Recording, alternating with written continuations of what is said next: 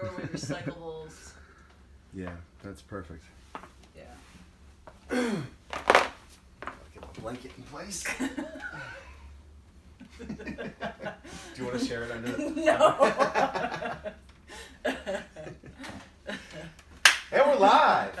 What's up, everybody? I'm here with Jen Jacobs. Good morning. The one, the only, the great Jen J. How's it going? Good. How's life? It's going good. So for people who don't know you, they're probably afternoon or evening people. Correct. Yes. But you were the first coach that we hired. Yes. And you literally just showed up on the doorsteps of 810 saying, hey. I emailed you in June or July of 2013 when I heard that a new gym was opening up on H Street. Yeah. And I, at that time, was looking to kind of start over. And I sort of grew out of where I was currently at and Mm-hmm. wanted to start over and saw this as a great opportunity. And I still have the Facebook message. It pops up from time to time, reaching out, saying, hey, you need some coaches. That's awesome. I'd be interested. So, yeah, and then started up, I think, day two, I think I was Yeah. after you and Aaron coached all classes on day one. We're like, oh, we this can't, isn't going to work. We can't do this. This isn't going to work. That's, yeah, we're going to need some help. And yeah, it was an absolute godsend. It was awesome. Like, literally just appeared out of nowhere, and there you were. And yeah, it's been a wild ride. And I joke with you, but like Old City is literally as much yours as it is like anyone else's. You know, like yeah. If anyone else wants the 5, 6, 8 That's class right. coaches, go. Yeah, By talk all about means. job security. So you've been coaching the 5, 6, and 7 a.m. basically. I mean, before Old City, you were coaching 5 a.m. But Yeah. as long as we've been open since October of 13, you've been Yep. 5, 6, and 7 a.m. Right? Pretty much every day. Yeah. Started then taking 1 day, 2 days off a month. I think recently. We are so benevolent. I don't know if that started by like you asking for a day off or like us telling you, Jen, you have to take a day off. I don't think I asked. I think when I start getting angry, I'm like, I think I need a day off. I need to back off, just kind of step away, refresh. Where does that intensity might be the right word, but it's not the word I'm going for. Like consistency maybe, but like where does the drive come from for the day in and day out grind of your schedule? It is the consistency in that I like to see the improvement. It's nice knowing that I can count on seeing the same 2 to 7 people every 5 a.m., the same people. You know, most people have a set schedule of Monday, Wednesday, Friday, or 4 days in a row, or 3 on, 1 off, 2, 1. So I know when to expect them, and it's easier. I find it easier to help them with scaling weights to push themselves a little bit more, knowing that last week or last time they were at this weight. Let's try and go up. So it's nice to. I almost feel like I hold on to the mornings a little bit too much because I like that improvement to see them improve day to day, week to week, and it's kind of hard to let go because I miss everyone. It's hard to. I mean, I will admit that I miss them on those days off to see what they did and how they did. It's right. So it really is. I mean, as cliche as it sounds, I think every coach gets into the business. Oh yeah. For watch people grow and watch people succeed, and that's awesome to hear that that's like a primary motivator. I mean, I don't think it can't be in anyone who coaches, because we're not. I mean, we're not doing this for the money, fellas.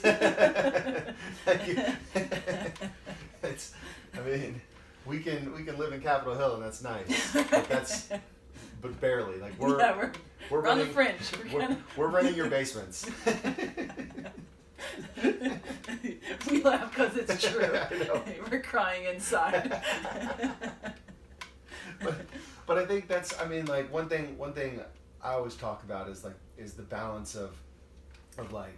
I left the government job that was doing pretty well, and before that I left the Navy where I was doing pretty well, and it's this trade-off that I sort of started to consciously make between quality of life and living in a day-to-day where I was more passion filled, maybe I was making less money, you know. Mm-hmm. And it's like, well, do I want to live and kind of have my day-to-day be my existence, or do I want to live so that I can work, so that I can exist, Mm-hmm. you know, somewhere else? So maybe take more trips or go on more vacations or have nicer things or whatever, or do I want to live and, you know, do the job that I'm doing right now? And I think most people who end up coaching full time sort of have that value in the human connections thing. Right. Not that other people don't. Not that we're like some special breed of humans, but I think it's really awesome because I do not care how many results you make at 5 a.m. I will not be there to celebrate them. I think what's surprising is people realize, like, you can get stronger at 5 a.m. Like, people just are wired to work out at that hour. It just fits their schedule. Do you think it's a certain, like, a personality type that makes it to the 5 a.m., or do you think that it's just a bunch of people whose schedules only give them that time? I think it's a mix of both. Yeah. Is you know, they have to, or they get into work early, so it's like you might as well get up and that's their primary workout time. They just feel better to start off the day with a workout in the morning, because if they leave work, they're done. Like, that's it. You're going home and you're just kind of shutting down. You have your workout in. You know, who's to say they could do more working out later? I don't know. I just know if I happen to do a workout in the morning, I kind of got to get myself psyched up for it. I'm not ready. It's a different mentality coaching in the morning versus working out. Because when I'm going into coach, my attention is focused on the members. It's to give my all, give as much information as I can. Whereas if I'm working out, it's all about me. Right. I'm there for myself, to improve myself athletically. It's something that we've talked about since the very beginning. Is when you're coaching, that's a very selfless act, and when you're working out, it's a very selfish act. Not that it's, you know, not selfish negative, but selfish positive. Like, you're working on yourself. It's your time. And that's why if you ever see coaches in class, we try really, really hard not to coach. Yeah. So talk to your coach, not the athlete, you know, not the person working out. Yeah. But I think that's a really it's almost more draining to coach than it is to work out. I mean, yeah, I'm a it might not seem like it, but I'm a very introverted person. So in class, I might be very vocal and you know, attentive and very loud. And then when I leave, I need a good hour to just shut down and just, you know, recharge. Yeah. Be by myself and just, you know, be quiet. Do something not CrossFit related, just to build back up. And I even use that time to sort of reflect as a coach. How did the day go? Did I talk to everyone? Did I, you know, give myself during that time? But then when I am working out, I'm again quiet as well, because this is my time. I don't even want to coach. I don't want to answer a question like how you should scale. I'll just direct to a coach, because that's all about me. I'm there. I might be standoffish then, because, you know, might not say hi, might not make eye contact, because I'm there for me. Well, you're also in the middle of like a 90-minute AMRAP, which is ridiculous. Everyone's like, holy shit. Oh, on open gyms, I like to do my own stupid stuff on weekends. Yeah. No, that's really interesting, and I'm very similar in the way that I like I'm very extroverted in class, but I'm generally an introverted person as well. You know, like I can be excited, I can, you know, do all the things, but when I come home, like I need a bath. And I just sitting there and like maybe I'll listen to a podcast, maybe I'll play a stupid game on my phone, but I need like 30-45 minutes. I'll come home and like, Julie, I don't want to talk about her day, and I'm like, just give me a few minutes, give me time. And you know, that's the recharge time. And I find that when I like push myself too far, then I find that I start, you know, like putting forth less energy in class. And I think that's sort of what you were talking about. Like, you know, when you need days off, when you show up and you're not like you're not as engaged as you otherwise would be, right? And yeah, and a lot of times like I can't fake it. Like I have a hard time faking it. Like sure. they'll know like I'm just kind of down, so it's hard to be that gregarious person that I'm normally not, and then to just try and put on that face again. It's tough to do it. So then it's like, yeah, I just need to, take a step back, maybe go in the back room for a little bit. All right, just. That's right. Hit the back. bottle of Jack that we keep. Yeah, we got our wine cellar. It's not which is nothing.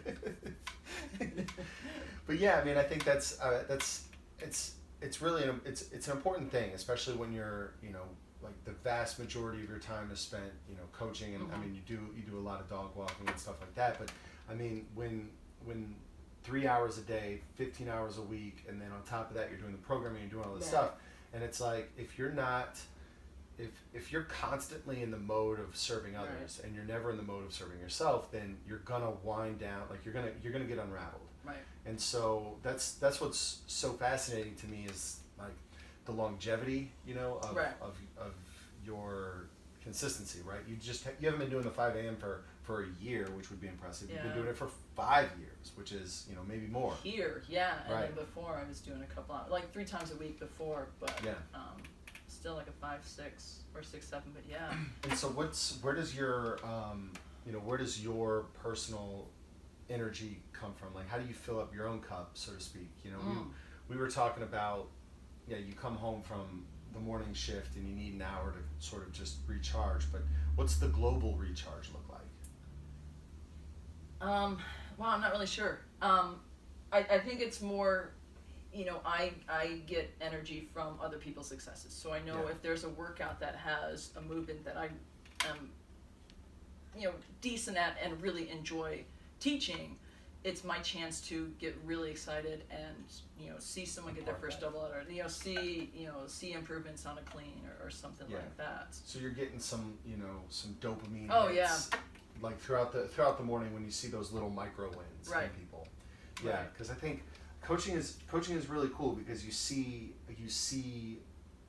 the struggle, and then like if you're consistent, which obviously you are as a coach, you're going to see the struggle and then you're going to see that victory. Yeah, and it's tough sometimes because you're going through that Rolodex of cues that either you learned in the level 1 or 2, or that you come up for on your own trying to get someone and nothing's working. It's like what do you do to get through that person? And sometimes it just finally the light bulb comes on. Yeah. It hits. I don't know what it is, but something where they finally made that mind-body connection that happens. Yeah. What's your approach to like what's your coaching philosophy, Jane? Because let's back up even further. How'd you get into coaching? Just period. Yeah, this is it's actually coming up on 10 years. About 10 years is that I have a background of I played softball in college, started running to stay in shape. Afterwards, got into marathons, triathlons, and then ultra marathons. And it'll be 10 years this May that I didn't finish a race. I DNF'd a 100-miler, and about a week later I was stretching. I was just on the ground stretching, and I was like, let me knock out some push-ups. And I couldn't do any. And I was thinking, I was in shape, I thought I was in shape from running, 65 miles of a 100-miler, and I'm not in shape. Yeah. And so I knew someone at the time who was opening up a CrossFit gym. Yeah. I said, why don't you try it out? And I knew within that first workout that was 20 minutes of 10 pull-ups, which I couldn't do one. Right. 10 push-ups, which I realized I couldn't do any. Yeah. And 10 box jumps, which I'd never jumped on a box. Proceeded to bash my shin. Good. But still finished it, and I knew right afterwards, I want to do this. This is something I want to do. So I found, I learned about Monkey Bar Gym first, and then did their cert, and then certified CrossFit in 2009. Yeah. And I just knew right away, I want to help people that who think as an endurance athlete they're an athlete, but you got more potential. There's more in it than you think. Everyone was something in high school, something in college. They used to do something. Let's bring that back. Even if you weren't, let's make you an athlete. Right. That's something that I'm constantly I wish I did CrossFit when I was in like peak swimming shape, Mm-hmm. because I think well, I would have loved to have seen how I would have done. You know, like I think I would have been Right. better in some areas, worse in some areas. You know, like it would have just been fascinating to see. You know, I was in great swimming shape, but you know, you put me in a 2-minute boxing round, and Yeah. I like am laying on the canvas for a number of reasons, but being exhausted is certainly one of them. And so, you know, we're gonna circle back to this Mm-hmm. 100-mile thing, because that blows my mind. 100 miles. So you made it through 65 of 100 Yeah. miles, and that's a race that you had finished before, right? I did, yeah. I'd done it the year before. And so you'd finished it, and then the second year that you did it Mhm. was I can't believe that a 65 mile is a DNF. I don't think it should be. I don't like that's so. I mean, I'm not for like I'm not a participation medal kind of guy, but holy crap, that's a participation medal. Well, in a way, I did get a participation medal. Is that it was the course has changed a little bit over the years, and if you get to a certain point, and it was basically chasing cutoff times.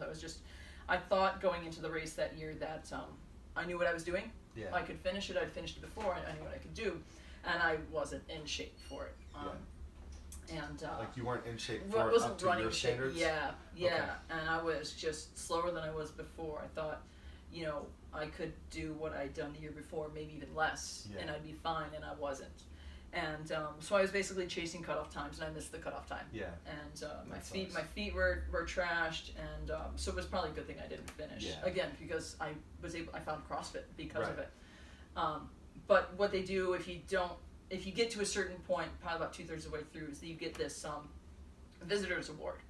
And one of the stations is called Visitor Center, and it's a rock from the area, and they put a little, sign on it that says Visitor Award. So I keep that at home, and I had it in my desk in my office when I did have an office job, and that was like my reminder of finishing. Like I don't want to do 2/3, or 80% of something. Shout out to Pete on that one. I want to finish it 100%. Yeah, Pete told me his 80%, his year 80%. Which honestly, like he was telling it to me, it'll probably I think we might disagree on this, but it sounded, on the whole, it sounded like a good idea. Mm.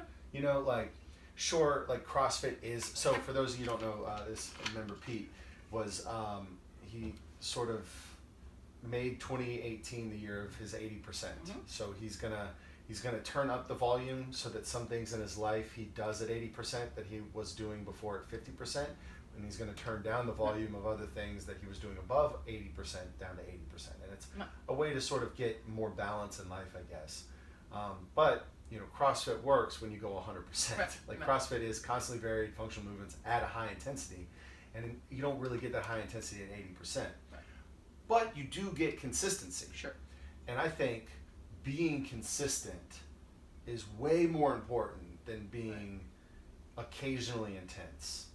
And so if you're there 4 days a week at 80%, that's better than 1 day a week at 100%. Absolutely. Now it's better 4 days a week at 100%. But still, so I think ideas like that are pretty good. Sorry to interrupt. Yeah. What were we talking about? Participation award. Oh yeah. So we're gonna dive deep into the 100-mile stuff, but I want to talk first about like the coaching. So you got into CrossFit. You immediately took the L1. I took it. I did the monkey bar cert sometime in 2008, and then I did the in 2009 the CrossFit cert. Yeah. I started that. And was that with the goal of like Absolutely. coaching? Absolutely. Okay. Yeah. I knew within the first workout that this was something I wanted to do. To do and Yeah. to teach. Yep. Right. Wow. So that's really interesting. So man, my words, I'm all over the place right now. So were you already coaching at that point?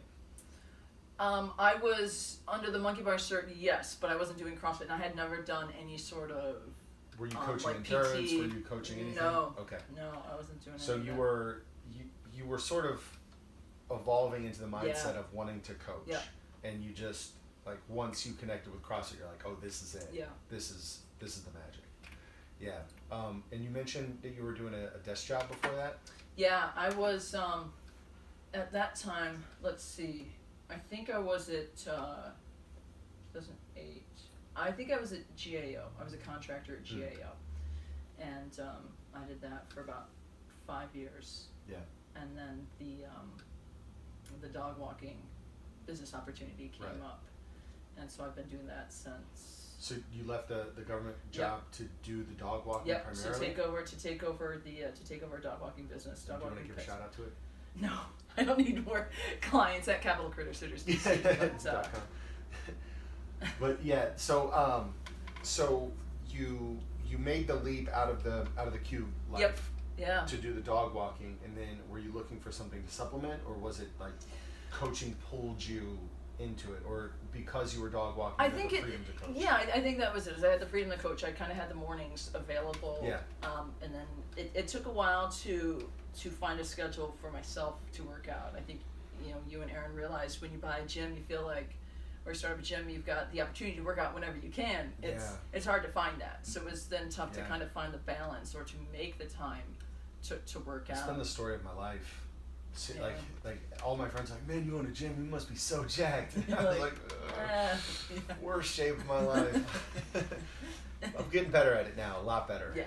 But yeah, I mean, I think that's a struggle that a lot of for the reasons that we were talking about before, where coaching is a very selfless thing, and you give a lot of yourself in the process of coaching, and it really is exhausting. I mean, I joke about it that it's like harder on my end than it is on your end doing Fran, but maybe not like that literally. It's just a different type of exhaustion. It's emotional, it's mental, and it's not quite the physical.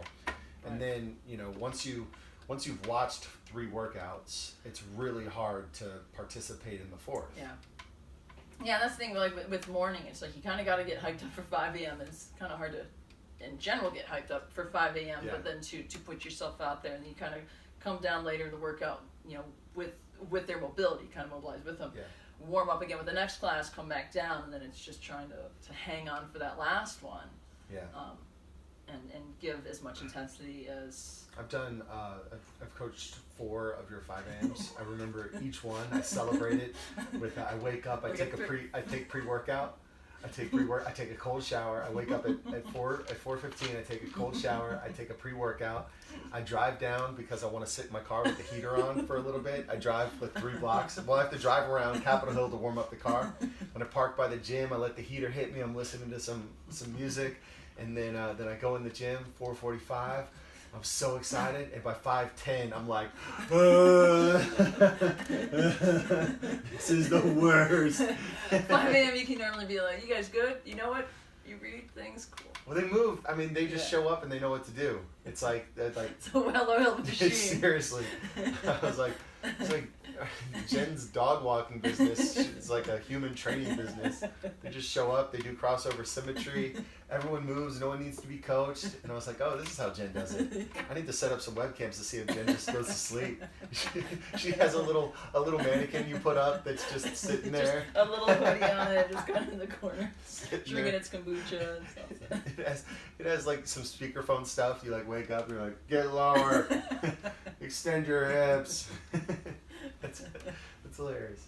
So when you first started coaching, it was the balance of figuring out when was your time and when was coach time. So how did that initial balance look? It took a while because people might not understand, but dog walking is exhausting too. I mean, when you're out walking 4 hours in 100-degree heat, you got to be up for the animals too. You just can't be lax. And so I found that for me, 4:30 normally works best. Right. That's been a better time. But even then, it's like I need to kind of come down a little bit before. I mean, I try to make that class. If not, I work out on my own at my place. But same thing, it's like I need to schedule that time. Yeah, are you a schedule person? Are you not obviously like when you coach and when you walk dogs, you have to rely on a schedule, but do you find that the schedule sort of gives you freedom and you can plan? Like, do you plan your workouts, that sort of thing? I try to, yeah. Especially when I'm training for a lot of different things.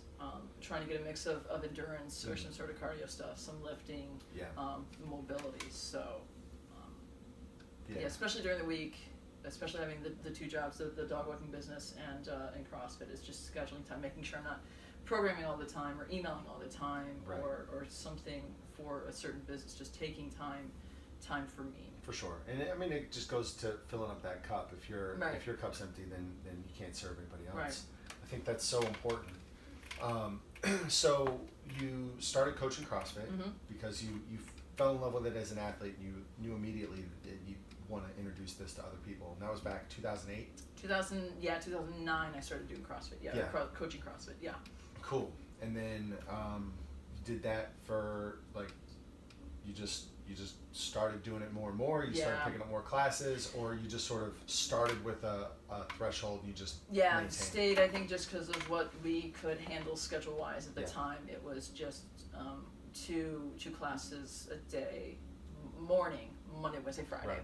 and then eventually like a Saturday weekend came in. Yeah. But that was a good schedule because that allowed me a little bit of workout time or running time in the morning. For sure. So. And then getting back to I guess the question that started this whole thing is like, how's your coaching philosophy evolved?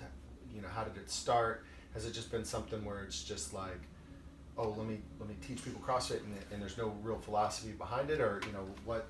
How does that work? I think it's evolved quite a bit, or not, maybe not quite a bit, but it's evolved to the point that I have a better understanding of what I'm doing. Yeah. Like there wasn't really words to what I was doing. I was just kind of doing something. So watching a lot of videos on the CrossFit website or in the journal or from other CrossFit affiliates and coaches, I'm learning more of how to be a better coach, how to better serve the members. And my number one thing is to have fun. Is like making sure that they're having fun. Yeah. And then to have the members leave that day having felt like they improved at least 1%. Yeah. They learned something. They got better at some They left point. slightly better than they Yeah. came. Yeah. You know, one step further down their fitness journey. Right. Yeah. Right. That's did it start off like that, or was it just something where that's kind of how you operated, and then over time you just start to put words into how you operate? That's the thing is I wasn't really sure. I don't think I knew how to coach. Like I coached some sports, you know, softball and basketball growing up, but never really with the intent or mentality that was something I wanted to do forever. It was just something like a summer job or something to do at the time. But then when you start realizing like, this is a legit, you know, job, people are relying on you to tell you new stuff. It was try to, you know, read as much as I can to get through to the members. What can I do to? And in the early days, so I found CrossFit. I started doing CrossFit right around the same time you started coaching CrossFit, and I'm sure you remember what it was like. I mean, there wasn't all of these businesses that were propped up around CrossFit. It was literally the CrossFit Journal. Right. And then through the CrossFit Journal, you found a few people, and then you could go to those people's gyms' blogs and learn a little more. Right. But it was like 90% of what you learned was from the CrossFit Journal. Yeah, because there wasn't Facebook. I don't think wasn't that big then. Facebook existed, but it wasn't not as much sharing, or even like Instagram. You can really reach out to people. It wasn't going around, or at least I wasn't on it then. I don't think it was in 2009. But it was very hard to find other affiliates and you kind of search to see. Yeah, I remember I was in the Navy, and I was doing all these international flights, and I literally remember downloading like 100 videos from the CrossFit Journal, just all the K-Star videos, and then all the nutrition videos, and then all of the Greg Glassman Level 1 talks, and then I would just fly across country watching the videos and reading the articles, and I went back. The journal started in 2004? That was kind of the original. Yeah, I think 2002. There's some articles, but at least around stuff. I literally went back and I read everything. In 2009, I consumed everything that was on the CrossFit Journal. I'm sure you were super similar.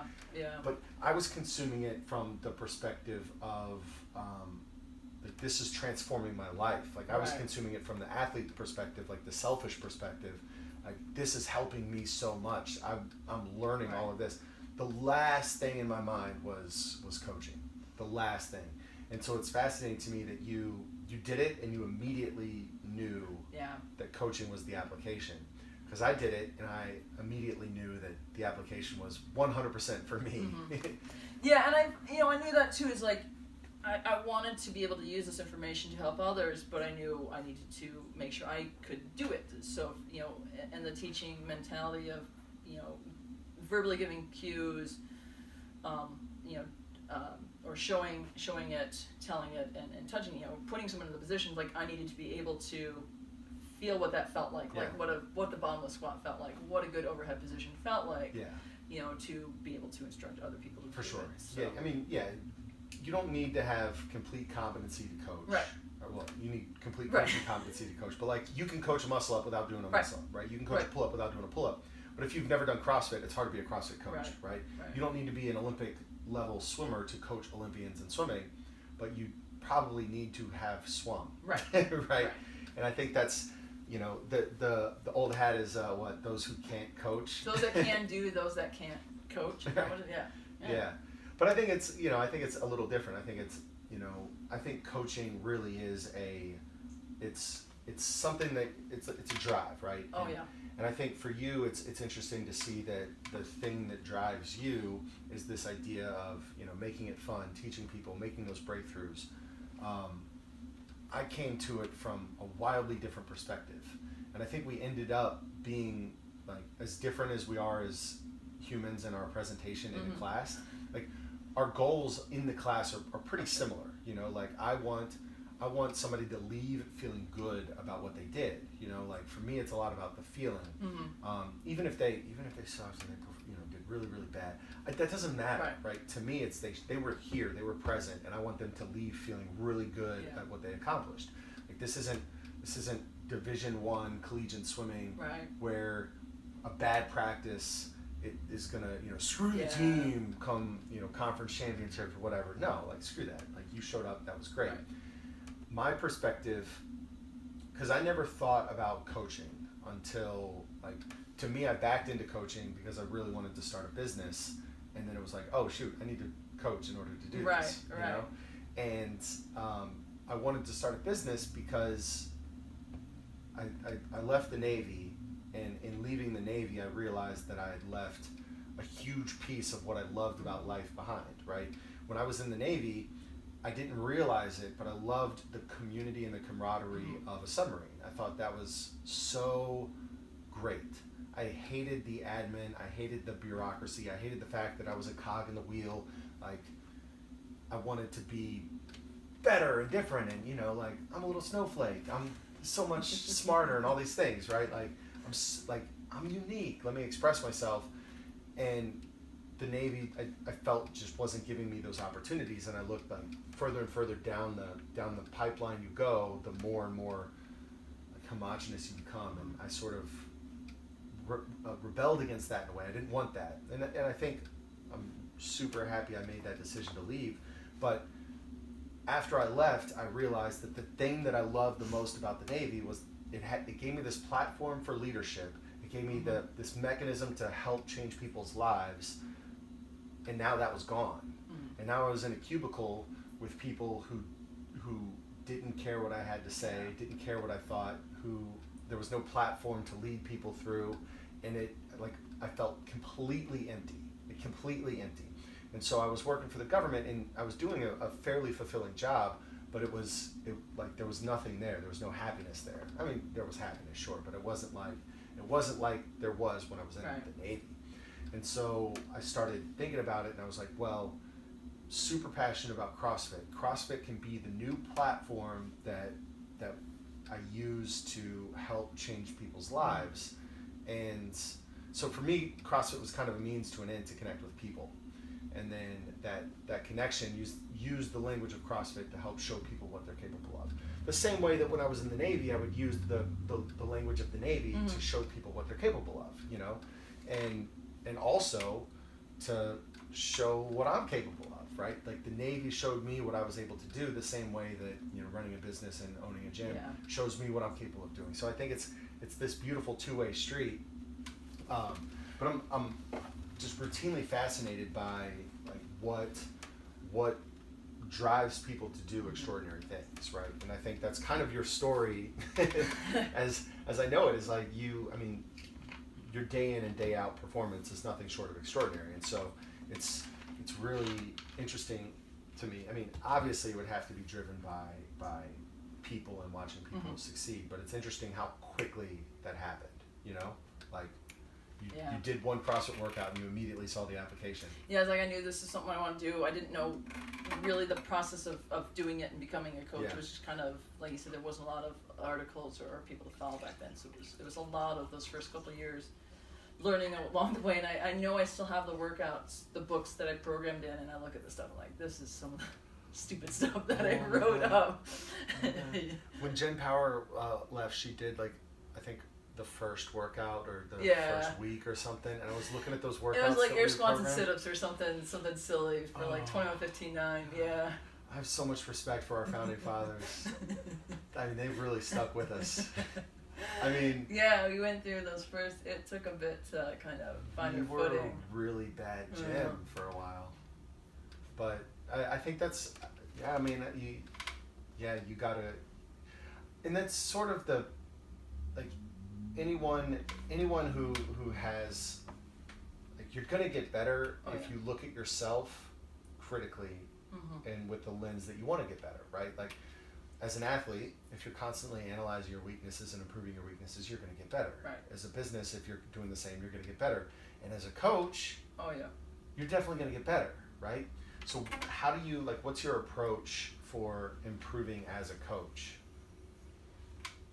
I think I touched on it a little bit earlier by saying, after, I won't say maybe not every class, but there's some days where I kind of take a few minutes afterwards and do some self-analysis. So did I just reflect on the day? Yeah, exactly. Like, what did I do? Did I help someone? What could I have done better? And then even learning from other coaches. So if I'm, if one of the assistants or the other coaches is taking the lead in a warm-up, learning cues and stuff from them to take over, and that's even good. We're taking other classes or participating in other classes, is picking up cues from other coaches that I can get used to, because that's I can get a little stagnant with having done it for so long. It's like, this is how I teach something, this is how it's done. It's nice to kind of go off script a little bit and have the coaches or have the members coach me. Like, we've done, I've been through the spiel for a Bergner warm-up, 2 times a week for the last 3 months. What have I been telling you? You tell me. And I find that helps. Sometimes that helps members. It's like them telling. And it helps you as a coach because you hear what they heard. Right. So if they say, dip and stand instead of dip and drive. Right. Or, whatever they heard, then now it's like, oh, well, that's why you're not being explosive, or that's why, because I wasn't communicating that clearly enough. And even how a workout's written on the board, it might make sense to me when I put it down, but if they're interpreting it a different way, tell me how you would see it. And granted, everyone's going to see it, slightly differently, but, what would make, whatever, I'll do my best to make you understand it. What do I need to do? Help me help you is really what it is. What can I do to help you? Yeah. That's one thing I say to a lot of people who are, getting ready to join the gym or thinking about joining the gym or who had just joined the gym. Tell them, like, look, coaching is a two-way street. Like, if you give me nothing, then you're not going to get everything that I have to offer. Not because I'm holding things back, but because we're, I don't know. How did that workout feel? Was it not hard enough? Was it too hard? And I tell people I'm always going to err on the side of caution. Like, I'm always going to say, let's do this at 55 instead of 65 until I know you as an athlete, right? Until I know what you're capable of, until I've seen you move for months and months and months, and then I'm gonna be like, all right, it's time. Right. Let's put some weight on it. And that's why, like, having the same time slots, having the same members, knowing that they, I can count on them. Yeah, and if they aren't there, I'm gonna call them out and be like, where were you last week? And so it's nice to have that coaching two-way street. It's like, I want you to tell me how that clean felt. Was it good? Right. All right, let's throw some weight on the bar. And if not, I hope you're able to take feedback on, what I'm going to say about your form to try to improve it. Right. And that's another thing I've learned of is it's called I think it's called a compliment sandwich. I don't know if people have caught on to this, but if you do a movement and I look at it and you say something nice, this is a secret, right? You say something nice. Say not something bad, but what they can do to improve it, and then say, so that clean look good. You had really, really explosive hips. What if you can dive on that bar a little bit more or a little bit faster? I bet you can add 10 pounds to that clean. Yeah. You know, that chest's going to pop Chest. up. All right. Okay. Yeah, I'm going to Yeah. be a little bit more explosive. Yeah, I do. Yeah, the compliment Yeah. sandwich is, I mean, that's the only. It's the only sandwich you like? Jen, It's gluten-free. It's That's right. gluten-free. It's paleo. I use it in feedback to coaches. Jen, programming last week was really good. This week sucks. I'm sure next week will be good too. Is that how it works? Yes, sort of. needs some delicacy. Yeah. No, I use the compliment sandwich all the time, and it's something where I mean it goes back to kind of my coaching philosophy of I want you to leave feeling good about yourself, Right. but not at the expense of lying to you. Right. Right. Like I'm not gonna just say, hey, the performance you gave today was incredible. Like all Right. humans are standing in awe of, you know. No, I'm gonna be like, hey, good work. I think I can think of 2 times, and I know when the people listen to it that they know who I'm talking about. I'm not going to say their names, but I rarely give like really good, like legit compliments. Yeah. Like where they leave, you know, that proud chest, like, wow, I did something good. And so I'm not going to say something was awesome or excellent. I might say it's you know, it's better. It's getting there. It's that 1%, right? Yeah. It's improving. It's that 80%. We're inching up. We didn't get worse today, class. Sometimes that happens, and then you know that day off's coming pretty That's quickly. right. That day off's coming pretty quickly. Why the hell do I show up? Basically. Hell is wrong with you all? I'm just gonna start the clock, but it's not the workout time. I don't care. I'm gonna start the clock. Just go. Just do something. Just why do I bother? Why do I bother? So like a legit, like, that's the best I've seen you do so far. Like a compliment like that takes a lot to get it. But I think for people, like, they realize that light bulb's on. Like I feel it. The movement hits. Yes. You know, it's a step for them. It's Right.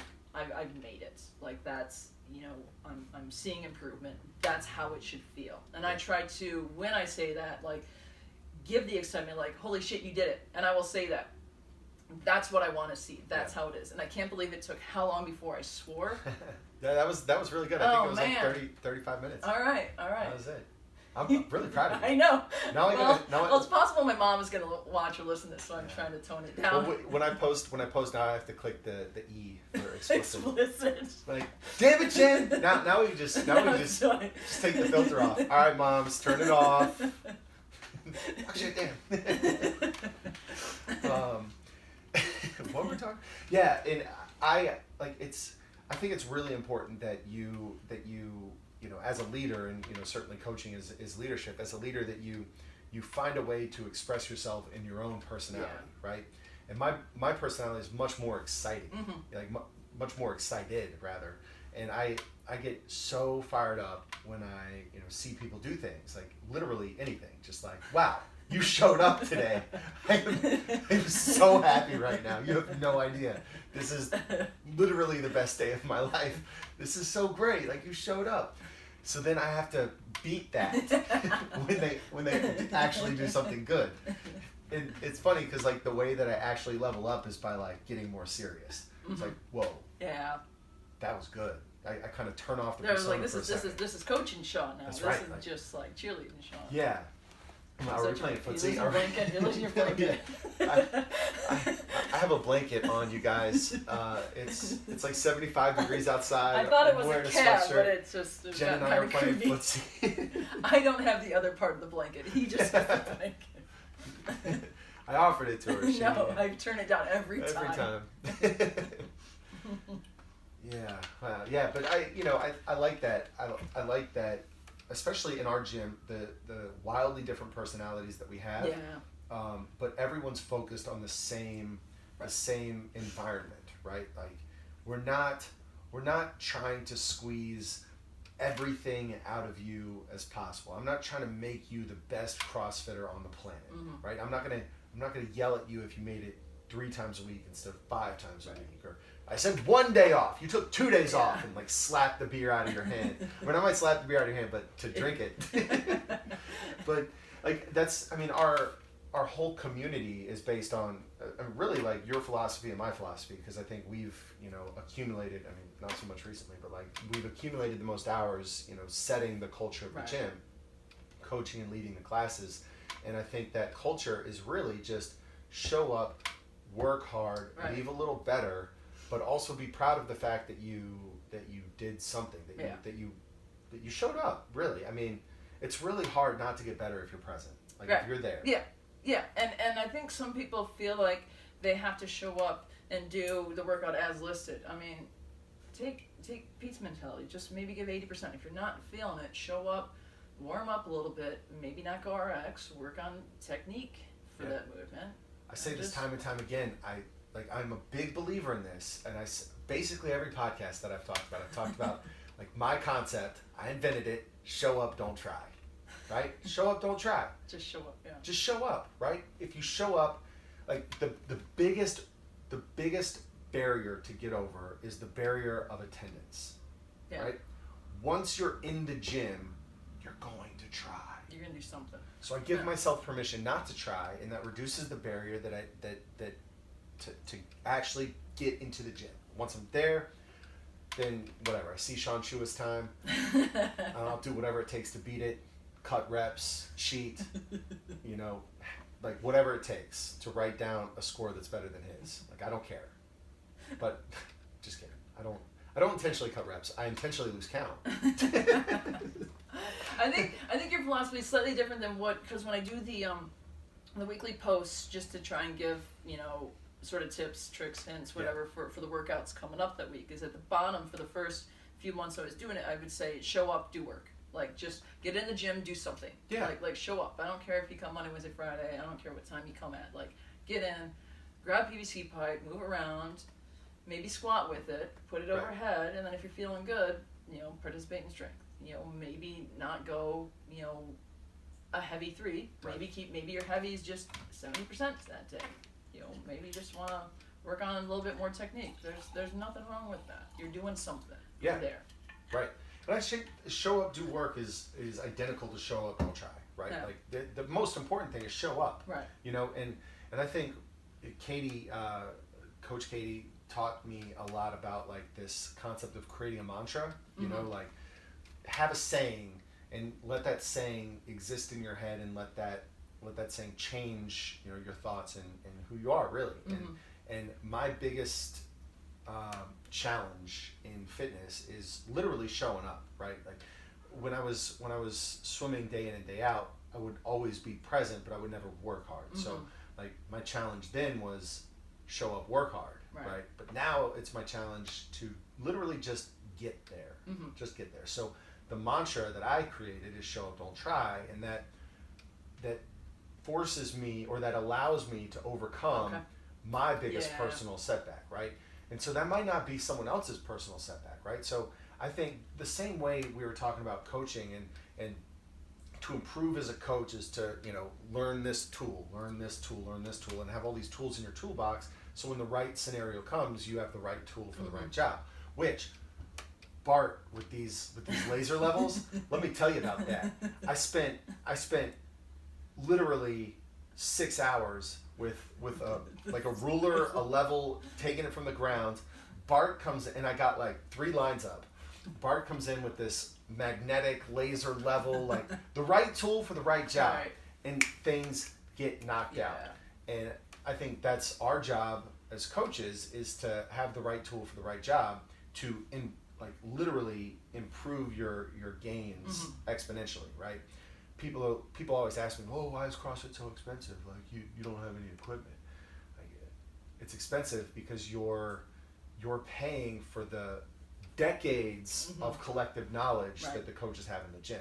You're not paying for a kettlebell. Right. You're paying for access to Jen Jacobs. You're paying for access to me. You're paying for access to Katie, and you're paying for our collective experience so that we can get you to where you want to go. Where it took us 10 years to get, we're going to get you there in 2 years, right? We're going to teach you everything we know as quickly as we can, and we're not going to waste your time teaching you the things that we learned but didn't find useful. Right.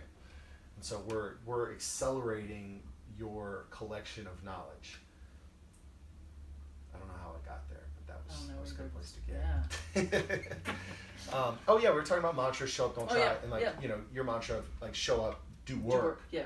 And I would challenge anyone who's trying to do better, you know, who doesn't have their gym performance dialed in, who is trying to overcome something. Maybe it's something with nutrition. Maybe it's, you know, find a mantra. Like find something that's gonna challenge you to being slightly better. You know, if you're trying to eat healthier, then maybe it's like salad first. I can eat whatever I want, but only after a salad. You know, have a giant salad and see if you still want that ice cream. Okay, if you do, cool, good. But like salad first. What's another mantra? I was thinking, you know, I'm trying to think of how to get people in. I don't say don't do something, but show up is maybe show up 2 days in a row. If you normally go every other, because see how your body feels on that second day. Yeah. And it might not be, and show up without looking at the workout. Yeah. Because there's going to be movements that you don't like, and if you keep avoiding them, you're not going to get better at it. I've thought about this, and maybe I'll float the idea on this podcast, and then we'll see if anybody yells at us. I thought about doing a month where we don't publish the workouts in advance. And just like post it at 7:30 at night for that day. No. Like we just don't post for a month. At all? Well, I think we should put it up. So people. So today's workout, the 20th of February. Oh, post it. Post it, after. Today, yeah, post it. Post So it after. so when the 7:30 class starts, post it then. Yeah.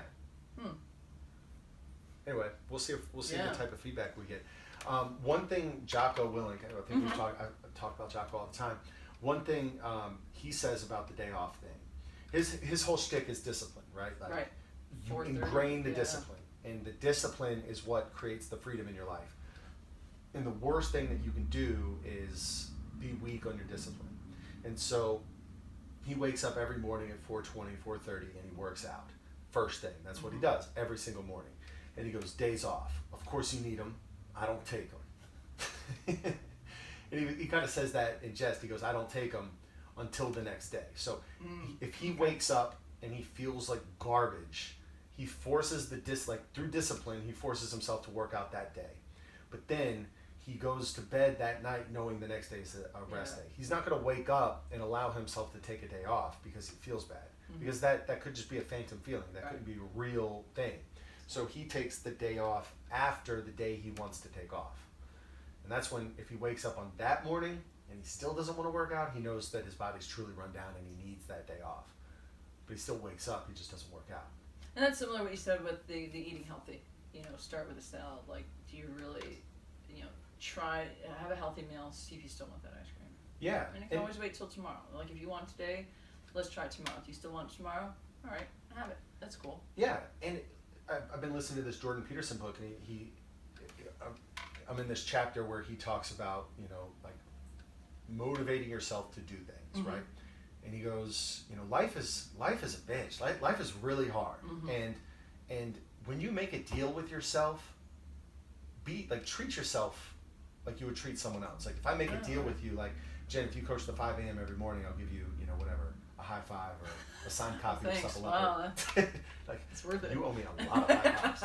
But if we make a deal and I don't follow up with that deal, well then I'm an asshole, right? But if we make a deal, like I'm going to follow up with it. But if you make a deal with yourself, it's so easy not to do that because like we're the worst person, like we're worse to ourselves than we are to most other people, And so his whole thing is if you make a deal with yourself, do it.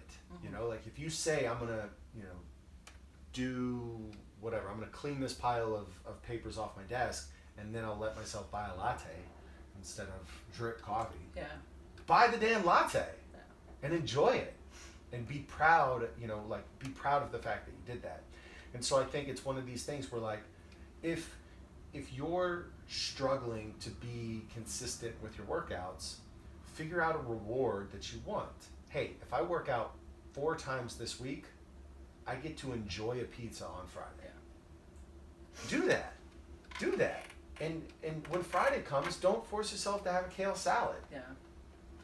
I found that mentality worked with coaching and having scheduled days off. is like that I looked forward to that Thursday morning. Yeah. You know, in the middle of the week it was, or in the middle of the month, because then I can give my all on For those sure. first, you know, the first 3 days, and then it's just kind of like, all right, now's the time to just kind of relax and, and enjoy my Thursday morning. And a lot of people are like, what'd you do on your day off? I'm like, I slept. Like, I enjoyed the time. I took the time to get up and just had my quiet time. Yeah. It was great. It's great to know going in that I've got this day off, this time off coming up. Yeah. And so it's just nice. I feel like then I can give myself, you know, I can give it all as a coach then versus just dialing it in. Yeah, when our schedule in high school, I loved it. I joke with a lot of people that Wednesday is basically Friday, like Wednesday is the start of the weekend. Mm-hmm. And I just have such a weird way of looking at things and numbers, and I think it's because I'm, you know, my whole life of swimming, I was just in my head all the time, and like a 200 is 8 laps, but that 8 laps is a 25 swim like this, is a 50 swim like this, with another 50 like this, and then you only have a 75 left, and a 75 is just a 25 followed by the last 50 of the race. And so let me focus on this one. And you're just constantly in your head thinking about numbers. And I'm actually going to do a numbers podcast where I just explain my whole number philosophy. But like Karen, to me, is, you know, 150 wall balls, but that's 80 wall balls and 70 wall balls. 80 wall balls is literally just, you know, 40 and 40. 40 is like 25 and 15. Right. And so I'm trying to get through 25 and 15 wall balls as quick as I can. And then now I'm at 40, well, I need to get to 80. That's just another 40. Anyway. Is this a way, can we transition to the 100-mile talk? Yeah. Because this is a good time, because that's sort of the same mentality, is that I'm in my own head for 100 miles. Right. And people see that distance. They don't see that it's 8 miles between 8 stations. And it's 1 mile up to the ridge, 3 miles across, 2.5 down. Yeah. So that's how you break it down. So it's post. You're not breaking down the race. You know, you have to. That's really the only way to mentally get through it, is to break it down. And then I carry that mentality over to workout, same thing. Yeah. You know, if it's 3-5-7, you do 3, you try and get to the next one, and then take a break. Right. You know, I'm trying to get ahead of the person next to me by not resting when I should, not between the movements, but into the next movement. Yeah, it's literally looking at the next benchmark and not at the mountain, right? Like, what's the next base camp, and then what's the milestone that's going to get me towards the next base camp, and then setting micro goals across the way, and over time the micro goals turn into a giant macro goal that you accomplished. Right. I have a buddy, Dan Thompson, who was going through BUDS training, the SEAL training program, and he was my roommate, and so he would come home and just like in the moments before he went to bed, because there was like 30 seconds, I would like cook him dinner, and it was very nice. And then he'd go to bed, but he would just tell me the stories of what was going on. And he came back after Hell Week, which is a whole nother story, but he came back after Hell Week, and like literally every day I'd come home from work and I'd be like, please don't let Dan's car be here, you know, because if his car's there, then he washed out, and that's not good. But, you know, Sunday, so Hell Week starts Sunday night, and then, you know, so I slept Monday night, I went to bed Tuesday night, I went to bed Wednesday night, I went to bed Thursday night, and then they're done Friday morning. So I slept 4 times. Probably got drunk 3 times. In the time that that was one long day for them. And one of the last evolutions that they do is like Coronado is this, they call it an island, but it's technically a peninsula. And the BUDS base is at the base of this peninsula, and they have to paddle these boats around the peninsula, back up, and then back basically onto the other side of the little narrow inlet to the island or whatever. And it's like a 8-hour thing, and they do it on Thursday night, where they're at their most tired, like they're hallucinating, they haven't, you know, they basically have no idea what's going on, and a lot of teams, because you're in little boat teams, a lot of teams will just rotate people in taking naps, and then just over time, you know, they all kind of get an hour down or whatever. And Dan was leading a boat crew, and his whole mindset was like, if you let yourself rest, then your body will never come back on. Like if you turn off the light switch, it's not coming back on. So we're not going to do that. All right, we're going to do 10 strokes as fast as we can. Let's go. 10. All right, now we're doing 20 easy strokes. All right, 15 fast strokes. All right, now we're doing 100 slow strokes, but we're doing them slow. And then he did this, and they got around this peninsula like faster than, they were hours ahead of the next boat crew. They were so far ahead that like the instructors like didn't know what to do with them. Like they were like, there's a, I don't know if it's still there, but there was a Burger King near a pier, and people would go to the Burger King and buy Whoppers or whatever and like throw them into the boats. Like the boats would pull up and they would just dump Whoppers in. And so they were ahead of the Whopper dump offs. And so, I mean, that's another perfect example of setting micro milestones and not allowing your brain to shut off and think that it's, that it's over. So here I am preaching to someone who's run multiple 100-mile runs about setting these micro things. Yeah, and I think that's sort of helped over the years. I've done the same race 6 times. What was the original motivation? Like the first, when you sat down and you said, "Oh yeah, 100 miles is something I want to do." It started, I think, because I started doing ultras in 2000. I think it was 2003.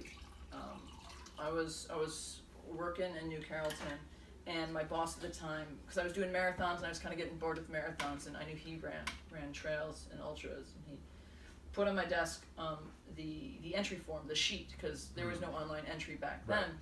It was for 50K in the area. He's like, why don't you, I think you might like this. And so I did that and I loved it. I mean, it was horrible, it was raining, and my feet hurt afterwards, but I really enjoyed it. What about it did you enjoy? I realized that it was only 5 more miles than a marathon, and it was something I could do.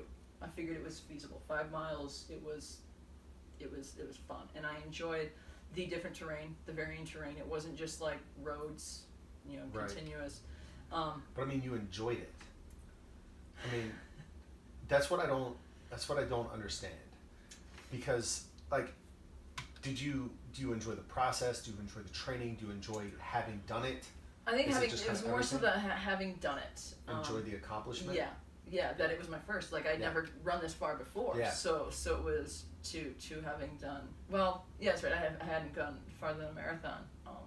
I did something new. It was a trail, and I think I had done some shorter runs or training runs on trails before, but putting all together for 6 hours, this was new to me.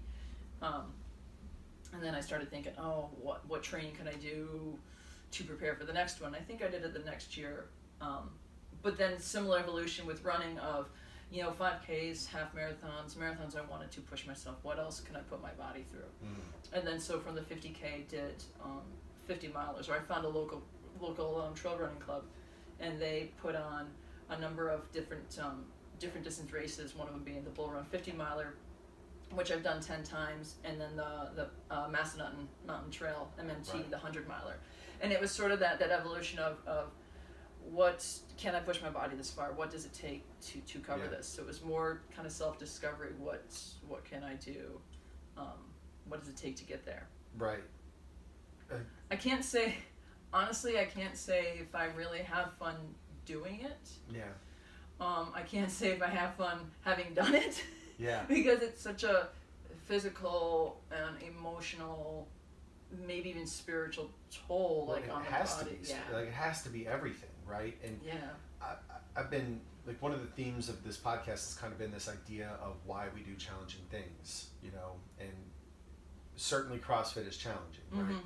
Maybe not 100-mile challenging, but I think like through the process of doing challenging things, you find out more about yourself, you find out what you're capable of, the things in life become easier or simple or, better, like you get better perspective, right? When you've run 100 miles and now you have to walk dogs for an hour when it's raining, you're like, all right, that's not that, right. And it gives your life better perspective. But it's fascinating to me that you've done, that you did a 100-mile race and that you wanted to do it again. Yeah, and that's, I think it starts with having done other distances or other races, be it Ironmans, be it 5Ks, be it Marine Corps marathon. I just want to improve from the year before, because my first time I finished in 35 hours and 45 minutes, and there was a 36-hour cutoff. So I figured I can improve. There's definitely room for improvement when you finish 15 minutes from the cutoff. but then, and that was 2007, 2008, then I didn't finish. Right. So I realized I got to reevaluate. I need to get out trails, trail run. I need to change my training up. And even since then, my training has evolved quite a bit. Whereas I don't run as much. I'm not putting in a lot of miles during the week. It's, my training is mostly weekend long runs. And then during the week, I try and get in some CrossFit at least once or twice a week. Yeah. Time on the erg, rowing or on the assault bike, and that's it. And then a lot of strength training. Like that's. Yeah. I realized just I can't take the pounding of running. Right. Your training, legs give out before your heart, so to speak. Yeah, and that's the thing. Is like a lot of it as I'm lifting or if I'm in a CrossFit workout, it's thinking of, where's my mind on the course? How, if I can get through, an 8-minute AMRAP, I can climb 2 miles. Like I'm pretty good. Yeah. It's just sort of transfer that mentality of shorter sprints, to this long endurance. It might not seem like it, but it's, each section is its own little AMRAP. It's a little EMOM, like, run for 20 seconds, walk for 40 seconds. Run for 20 seconds, walk for 40 seconds. Over, yeah. Yeah. Yeah. The training for the 100-miler, I would imagine. I mean, that's got to be. Yeah. You mentioned you don't run as much as you did before, but you're still. I saw your thing last weekend. I mean, you did 20 miles. Yeah, I think I did 20 26? or 25 miles. I think out in Shenandoah. So I'm trying to get a lot of climbing. Granted, it's not all running, but the course, MMT has a lot of elevation gain loss. It's a lot of up and down, run up to the ridge, run across, run down, run up to the ridge, run across, run down. So there's a lot of kind of hiking. Is it do you enjoy the solitude of it? Does that recharge you? It does. And that's the thing is, like, I know that there are a couple hundred people out there with me, but it's not like a marathon where you're all just running together and you hear everyone talking. And you're just in the woods alone. I'm in by myself, and I know there are certain sections where at night you'll just see headlamps. Yeah. People are there. They're 400 meters ahead of you. And I kind of use that as a carrot in front of the rabbit. Like that gets me moving. I want to catch that person. Yeah. I can see them. Granted, mile 70, it's hard to pass someone, For but sure. you're in it for the long run. But it's just like that helps motivate me to keep moving. I might be down, but I see someone's there. All right, I want to try and keep pace. I want to still be able to see their light. So what do you? If I'm just asking the same question over and over That's again, fine. It's because it's such an incomprehensible thing for so many people, like including myself. Like I've done challenging things in my life, but nothing that would amount to the challenge of running 7 100-mile races to this point. Yeah. Finishing 7. Yeah, I did. I finished MMT 6 times in 7 starts. So I only DNF'd in 2008, and I finished Grindstone in 2010. Yeah. And I will never do that one again. But I like MMT, and the fact that I can get out to the Massanutten Mountains out in Front Royal or Luray and train out there. There are good places that I can either train on the course or just in the area and get the climbs, get used to that. And having done it so many times, I know time-wise, or have a good idea time-wise where I should pacing, be. Yeah, absolutely. Like the strategy. Yeah.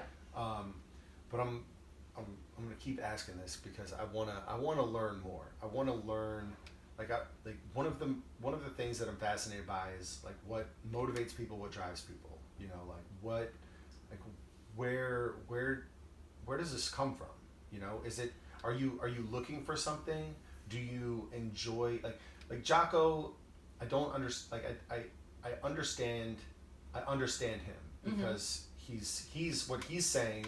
What I understand his philosophy to be is, I work my ass off so that I can enjoy my life. Like I wake up at 4:30 so there's more day to enjoy. I wake up and I take care of myself because taking care of myself is going to allow me to better serve others. I do the disciplined things so that my life is more structured and better. That makes a lot of sense, right? That makes a lot of sense. So what is it for you? I think it's changed over the years. I don't know why.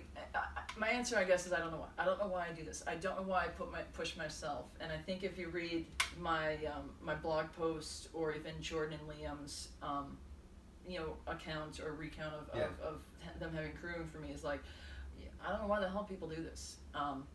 I sometimes I hate the feeling at certain points. It's like I just keep asking myself, well, why do I do this? Why am I punishing myself? Is it really fun to be up at 2 a.m. with swollen hands and feet and my appetite gone, and yet I still have 10 hours to go? Right. At this point, my drive is to get 10 finishes. It's also to. But is that just another like small milestone and a greater milestone where once you get 10, you're gonna be like? I think when I get 10, I might be done. I think I might. I don't know, but that's just like with Bull Run.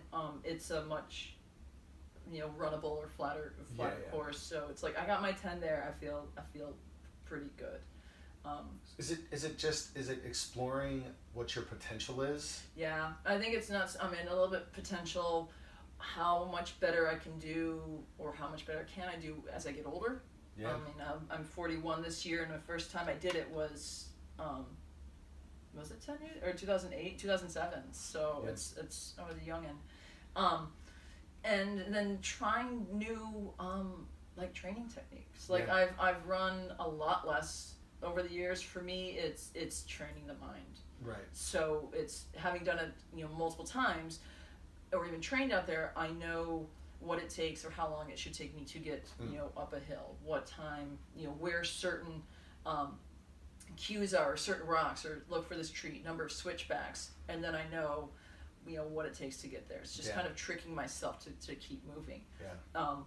If I train on the assault bike and just do 400-meter sprints during the week and then run long on the weekend, is that enough? If I do 100 lunges a day, is that better than doing CrossFit 3 times or running a 10K every Wednesday? Right.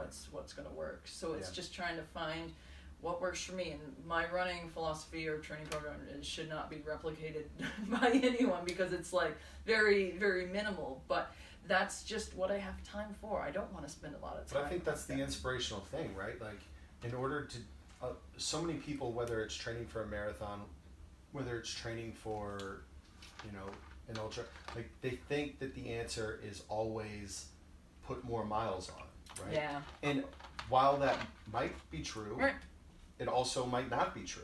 And you see it in swimming all the time. Like, swimming is, our standard practice was 7,000 meters.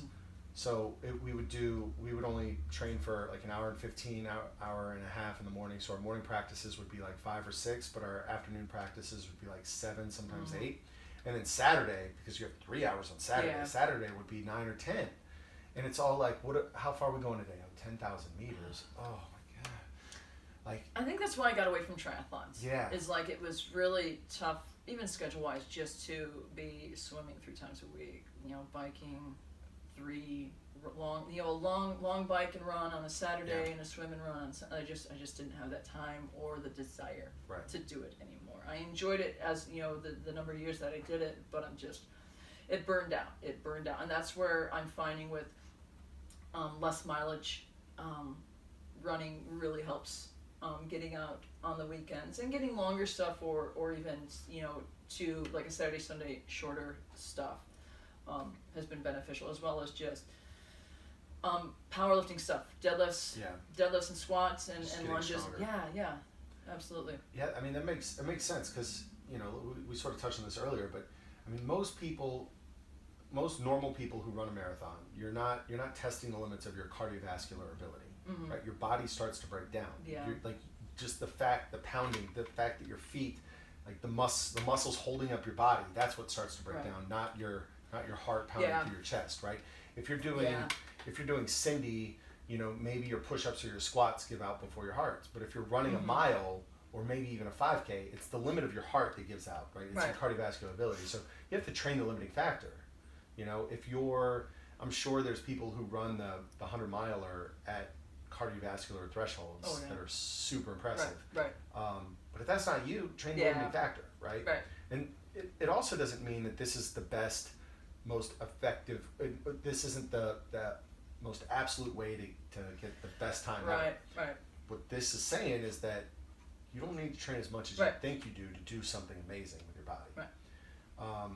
Do you think that part of the reason why you do it is because of the order it gives your life? Like it gives your weeks, your days, like it motivates you to have the discipline to do the day in and day out things that put your life in order? And I think what I like with the long runs is it's that away from CrossFit recharge.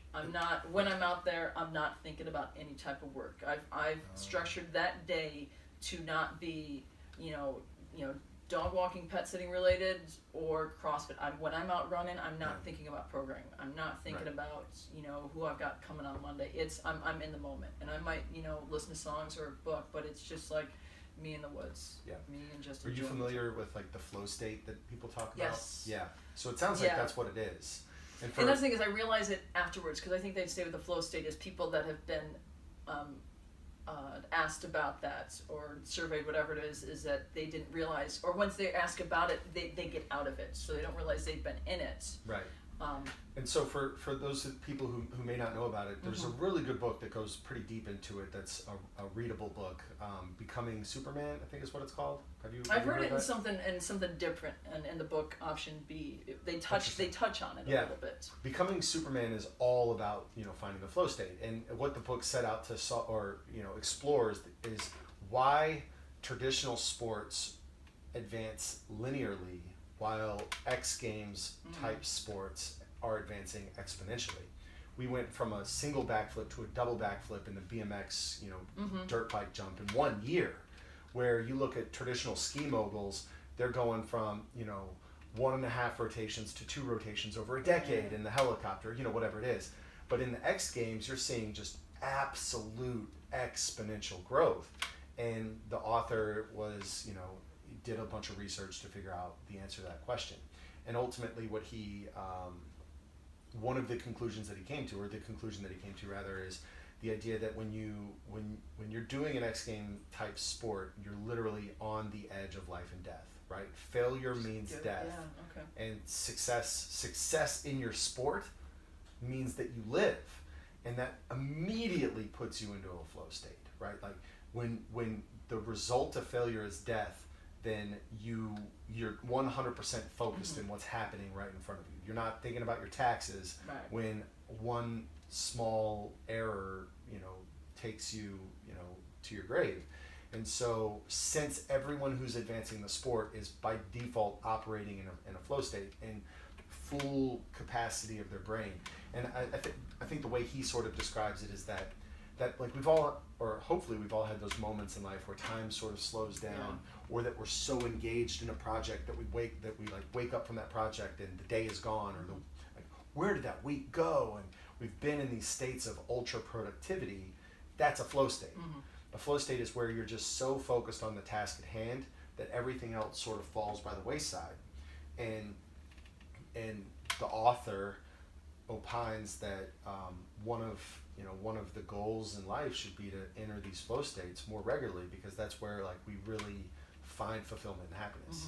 So. Yeah, and that's the thing is I don't know, I couldn't really go back to a specific time or race where I ever felt like I got that runner's high.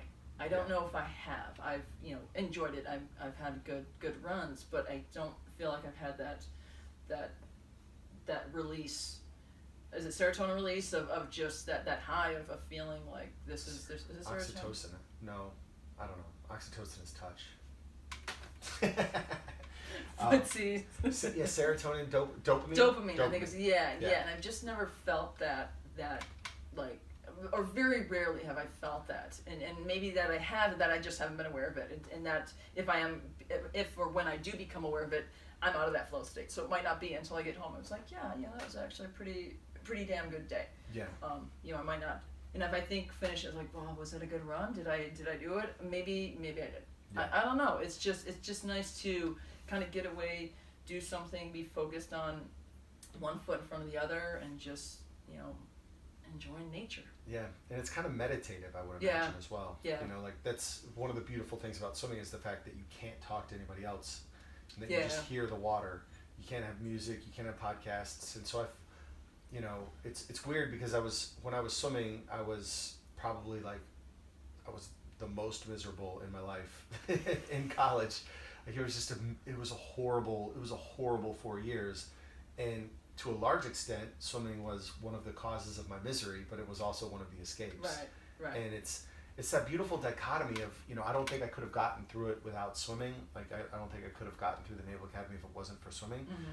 because I think swimming focused me so much on something that was really hard to achieve that it forced me to get everything else in line. Where if I would have had the time to to wallow in my own self misery, then I would have done it. But instead, I was focused on, I don't know, higher order issues, perhaps. I say it like it was a really bad thing. I mean, in hindsight, it was good, but I mean, it was actually, no, I don't take that back. It was definitively bad. But bad things make you hard. Yeah. Yeah, it's like when I run, it's like I'll listen to music sometimes. Like I'll have an iPod or something hooked up, but most of the time I'll just turn it off and just enjoy being the only one out there. It's nice to just be alone. Like, right. Maybe someone's out there with me, but on a different section. But right. just to hear the wind, hear the leaves under my feet, and just stop and look around and just enjoy the right. area. Because when I'm in the middle of a race, a lot of times my vision's focused on not falling, on seeing what's in front of me. It's just nice then to stop and just kind of look around and be like, oh, this is what the area looks like. So we've kind of been talking a lot about like all the 100 miles and how to train for it, but walk me through like the race, like race day, like what your sleep looks like going up into it, like the. Oh, I never sleep well before a race. You just get like super nervous. So I have I guess I'm nervous and I take a long time getting ready. I never set enough time aside to prepare my bags, and then I end up over preparing.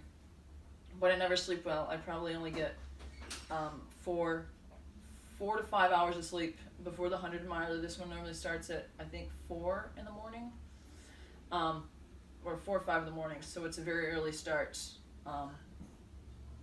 And then the first few miles of road, so it's like just don't go out early. Really, the first 8 miles before you get to that next aid station. So it's just start slow. I mean, it's a long day and a half. So there's no point in pushing it really that early. But I don't want to get so far back that I'm walking. I just don't want to be walking early. I want to get in a decent pace and run with the same people, so my crew has a good idea of when to project I'm coming in. Yeah. So it's really the first 50K. It sounds weird. The first 50K is that's where I finally check, like do a mental check of, all right, where am I at? That's normally when the first sock and shoe change happens. So but 50K, that's about a third, a little over a third. That's like 6. Let's see. I think I got there around noon. So if it's 5, I don't know what time that is. Like 6-7 hours or so in.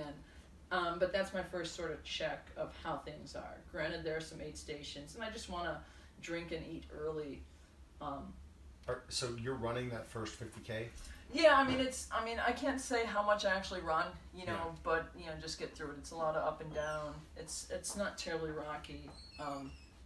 But there's a good 6-mile downhill run into the aid station. So that's where things start. You do the first sort of mental assessments of the body check. How are the feet? How am I eating? How are my hands? Am I eating enough?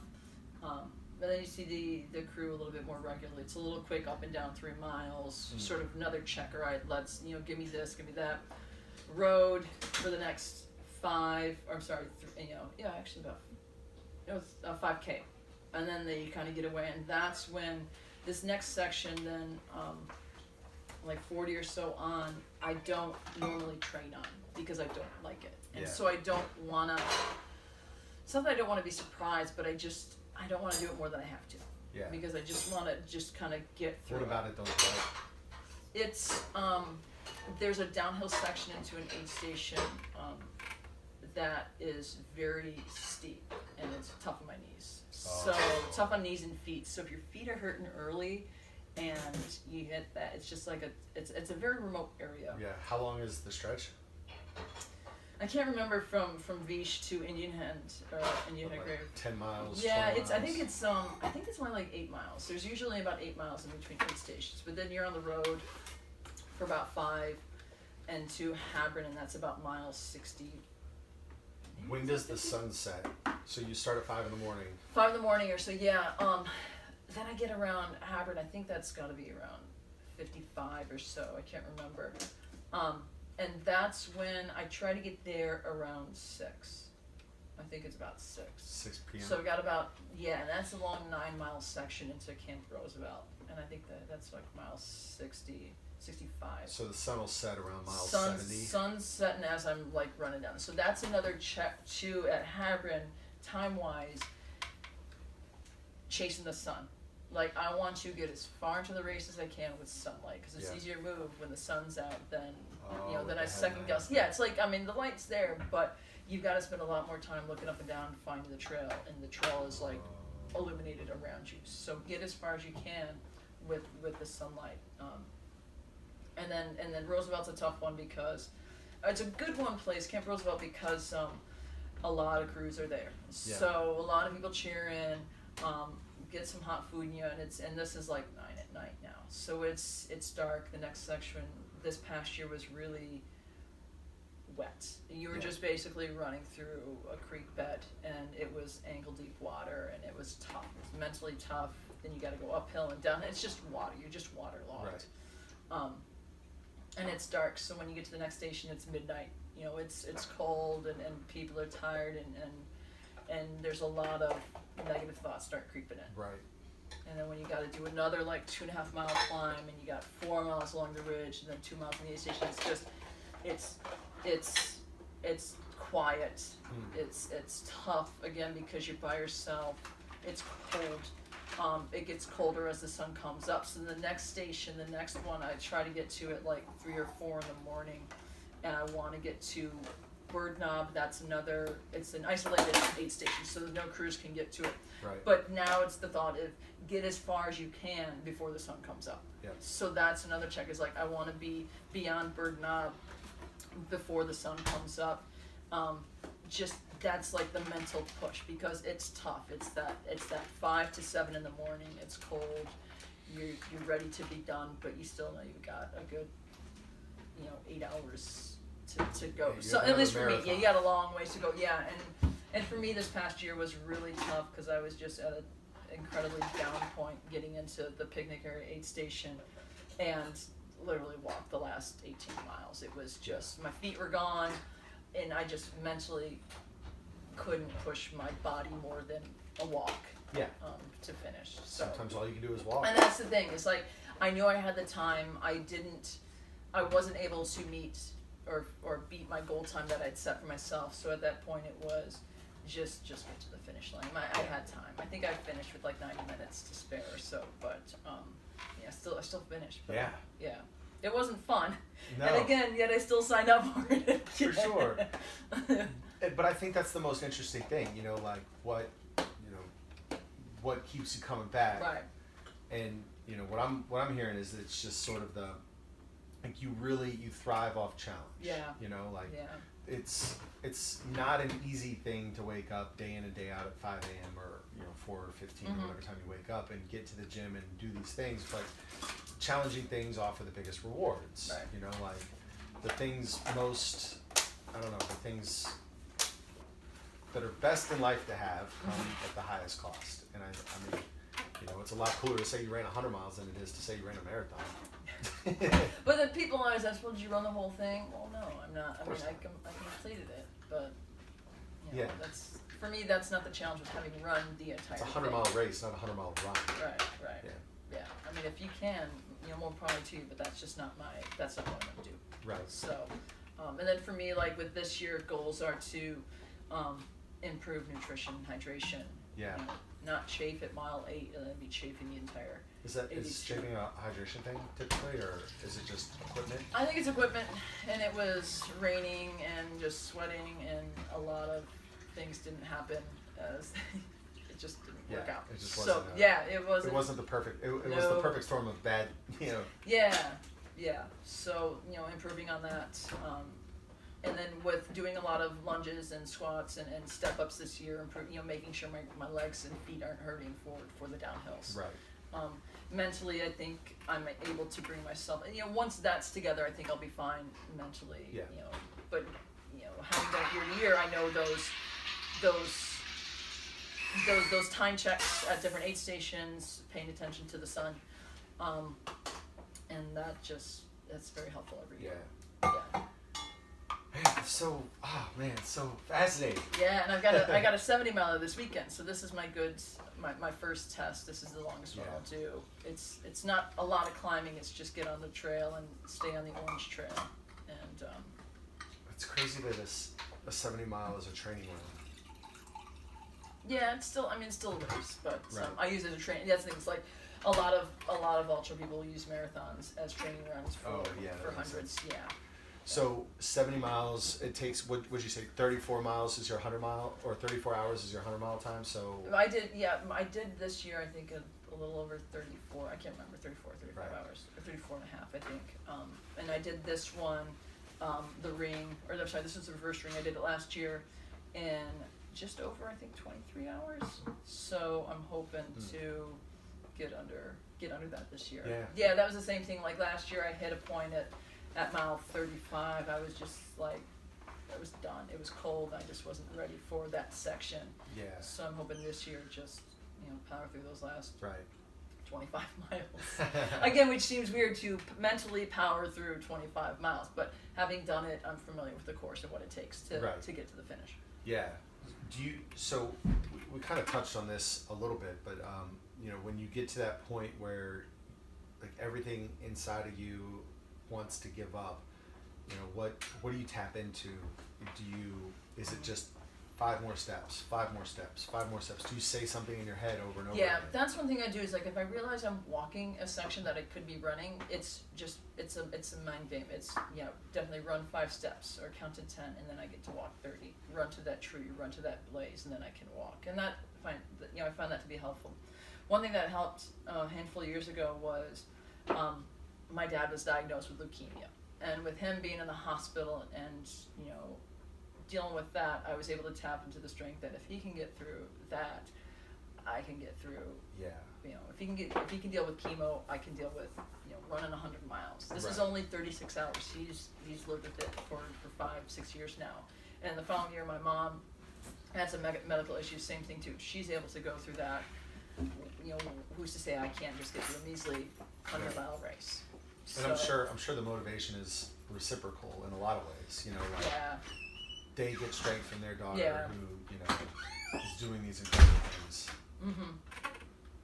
Yeah, and maybe other people too. It's like, wow, Jen's able to get up at 4 in the morning and she does weekends. I could probably get through this 5-minute clean and jerk workout. It's not as bad as it looks. Yeah. In the grand scheme of things, what you're doing, it's it'll help down the road, but it's not as terrible as it seems. For sure, yeah. And I really I'm the type of person I'm much more motivated by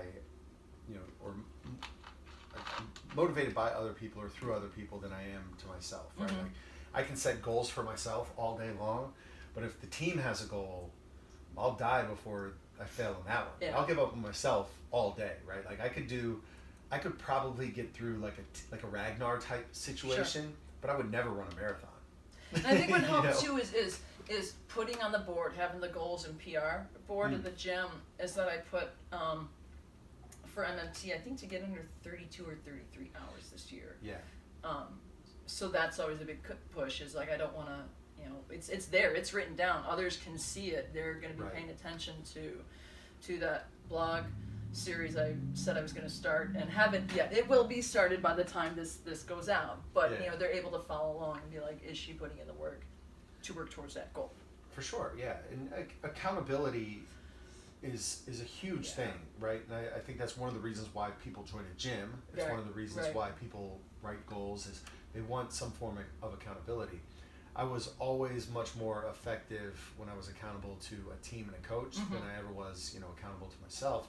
But that's part of the evolution of, like understanding yourself. And, with the gym, I've really worked on improving my accountability, like big time. Like for me, I want to be like, I don't want to be a hypocrite, you know?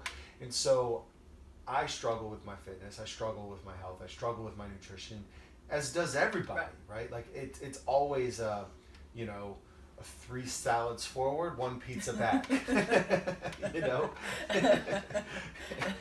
and for me, like when I started this podcast and when I started putting more, you know, content out there on the internet, like part of the reason why I wanted to do that was because I know that if I did that, it would force myself to be more focused. Right.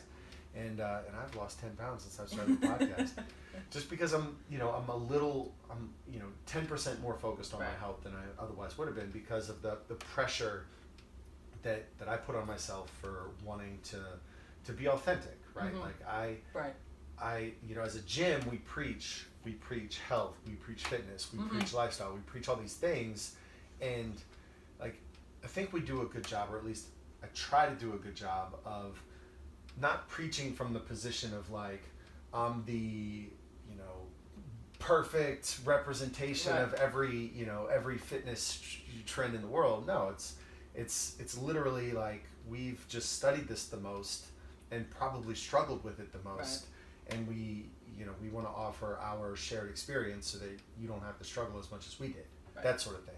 That's kind of my approach, and I think being a coach and being like offering that vulnerability, I think that helps create a better relationship with the people that you're working with. Yeah, and I think, and that's why I like to, and I know I need to do it more often, is work on with the class. Is like the members see that we're not doing some special programming, we're doing the same stuff they're doing, and we're not all doing it RX.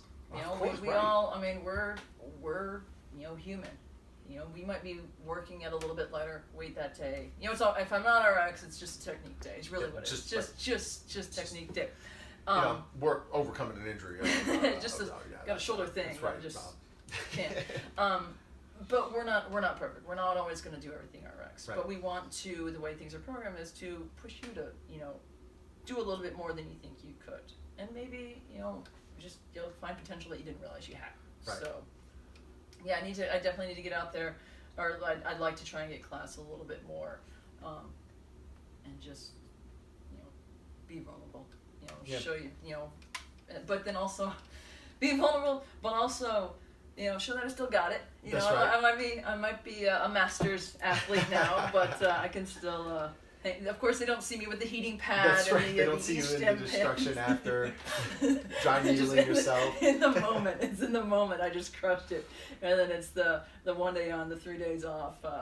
Yeah, there was a stretch where I was like working out like once every other week or so, and it like I didn't do it intentionally, or maybe it was subconsciously intentionally, but it just so happened where the day where the perfect stars aligned and my motivation was matched with my schedule, which was matched with how I felt. All lined up on workouts that I could crush.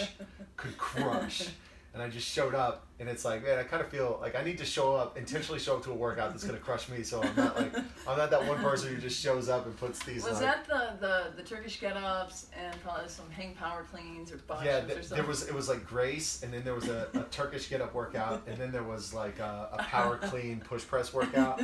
And that was like in 3 successive weeks. And you haven't been back since. No, I did shortly after that, there was a 5 rounds with a run, and I finished DFL. It was awesome. And I was like, all right, now people know what I'm really made of. I'm good for anything under like 10 minutes, anything with no squats and no body weight movements. I'm pretty good with that. It's weird, you know, like I think growing up swimming, like I never took weights seriously. I never took like none of that I took seriously. It was like the only way to get better at swimming is swimming. Yeah. And like detaching from that mindset, I haven't swam in almost 15 years, like 13 years, I guess. And it's still like that mindset still controls me. Like it's, you know, I'm quickly getting to the point where I haven't swam longer than I swam. And it's, I mean, my mindset on warm-ups, my mindset on like, you know, like the swimming mindset is like you warm up, you do some drill work, but it's all about the main set. It's the main set. And so I take that to CrossFit. It's like, oh well, strength is just more warm up for the main set. The main set, and even the main set doesn't matter. It's the last one of the main set. Right. You know, it's who wins the last round, not who wins the first round, right? That would probably explain why I never lived up to my potential as a swimmer. And I think that was the same thing with triathlon and running. Is like you get better at running and triathlons by doing more swimming, more biking, more running. And I'm finding for what works for me is more strength training and less running. You know, I don't want to be out there. Right. You know, running. You know, in the city. I'd prefer to be out 25 miles on the weekend by myself in the trails. Right. And I'll do squats and lunges for days if that'll make me a better runner. Yeah. So what do you do? What do you do outside coaching, walking? Well, we touched on I own a dog walking and pet sitting business, so that fills my afternoons and some evenings. And I'm also I've got the 70 miler this weekend, and then a new challenge is I'm doing my first powerlifting meet end of April. So that's where it's hard to, you know, I don't specialize anymore. I mean, I probably could be good at running or rowing or powerlifting if I focused on that. Right. But I enjoy doing CrossFit, and I enjoy sleeping, and I enjoy lifting weights and powerlifting. Like I do enjoy doing a lot of little things, and I'm okay being 80% at everything, 70% at everything, because I feel like it makes me a more well-rounded person. Yeah, for sure. Yeah. So do you find that you need to sign up for some sort of competition to make it to give the motivation? Yeah, especially like the 100. It's like once you put the money down, I'm in it. Right. And some other things. There were some races I wanted to do last year, and I was just kind of on the fence, but I never put in for it. Right. But you would never like train as hard for powerlifting if there wasn't that powerlifting. Probably not. Right. Yeah. So there's got to be a goal, you know, some sort of motivation at the end there, and it would just work out timing wise with when the meet is. Yeah. Again, I'm probably, you know, training for endurance stuff, and you know, powerlifting. They are not running on the same plane, but I'm okay with that. Right. You know, maybe I won't run or be training for something over the summer, and I'll find a powerlifting meet in the fall, and then I can put the next, you know, 5-6 months of training for that. Yeah. But I still want to do CrossFit. I will want to run and row and do those things. For sure. And they help each other out. You know, you may not be ever in contention for winning the 100 miler, but your goal is to finish. I mean, that's still super impressive. Yeah. And if you can be well rounded and finish a 100-mile run, and do CrossFit and do rowing and do powerlifting, I mean that's cool. Yeah. That's really cool. And I don't want to be defined or pigeonholed into a specific sport. Yeah. Like I grew up, you know, college, I was a softball player, and then I was a runner, and then I was a marathoner and a triathlete. And I never wanted to be defined by, you know, as a triathlete, now an ultra runner or a CrossFitter. I just don't want to be pigeonholed. I just want to be, you know, mediocre at everything, or just enjoy life. And that's really the essence of CrossFit, is not being sports specific in anything. Right. And one of the keys of CrossFit, one of the tenets of CrossFit is practice blend new sports. Right. And I think a lot of people just get stuck in the gym, and they don't go outside of the gym to find application. Right. And I love playing sports. And so CrossFit allows me to play sports. And you know, I love hiking, doing all these things, and CrossFit allows me to go do those things, right? I remember when I was living in San Diego, I was doing CrossFit all the time. My buddy was like, hey, you want to go hike this mountain? It's 14,000 foot peak in the Sierra Nevadas. I was like, how far is it? And he's like, well, it's a 36 round trip, this much elevation gain. I was like, yeah, let's do it. And it sucked, but I got through it, because I was training for life, right? And I think that's the beautiful thing about CrossFit is that, it's your practice, it's your daily practice or your weekly practice that's going to improve all areas of your life. And I think it's helped other sports. I know when it started, like I feel like it's opened or it's moved people more towards powerlifting. It's gotten people more into Olympic lifting. And I think as coaches I've noticed, some of them are more geared towards gymnastics. You might find that's your niche. Or going, Sean C's doing rock climbing. You're just not CrossFitter. It helps you get better pull-ups. You're going to get better at climbing. Things like that. Sure. Gymnastics works. You're going to find it works in the gym. It opens the door to talk about nutrition. Sure. It opens the door to talk about sleep. It opens the door to talk about stress. I mean, how many Right. people got into meditation because of CrossFit, right? Yeah. You know, or into yoga because gyms are offering it and they wouldn't have done it otherwise. Right. Yeah. And I think that's, it opens the door to the whole conversation of what it means to be healthy, Right. what it means to be fit, and it's not this myopic view of, the person who runs the marathon the fastest is the most fit, Right. Like, is the most healthiest. Like the most fit person is the most healthiest. Like that's typically not gonna, or it has the potential of not being true. Right. When I was swimming 5 hours a day, I was also eating a pizza a day and drinking more Coke than you could wrap your head around. Like, What do you mean? Coke Zero doesn't count. Doesn't count. Mine was Coke full, Coke 100%. And like I certainly wasn't the bastion of health, and to some extent you can outwork a crappy diet, but not completely. And that's what I found like in 2008 is like I wasn't as in shape. I could get through 2/3 of a 100-miler. I couldn't do a push-up, and so Right. CrossFit's brought those those fitness lines a little bit closer. And now as I get older, I need to pay a lot more attention to nutrition aside from this, which will be my last one until May. So it's out there. It's on the record. Yeah, See I'm that? accountable. I'm accountable. But it's just those little things like finding what works. Like I know my nutrition now, definitely not eating the same I was 10 years ago. Yeah. What were the biggest changes that you made in that? With nutrition? Yeah. I need to pay more attention to food I eat for recovery. Like I just can't. What are your recovery foods? Sweet potatoes and shredded chicken. Like it's just basic stuff.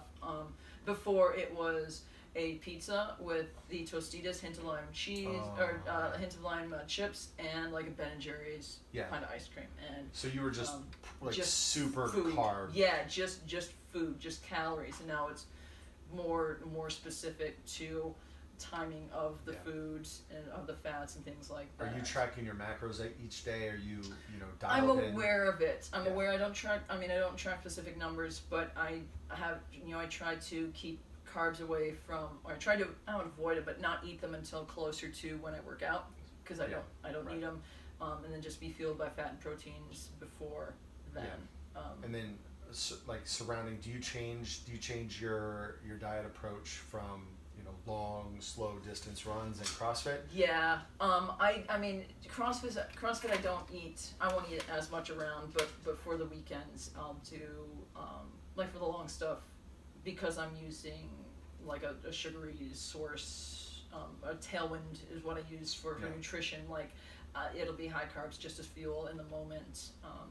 But then right afterwards I'll have some fat stuff, but definitely more carbs and protein. And a couple hours after, right? And then just to fuel.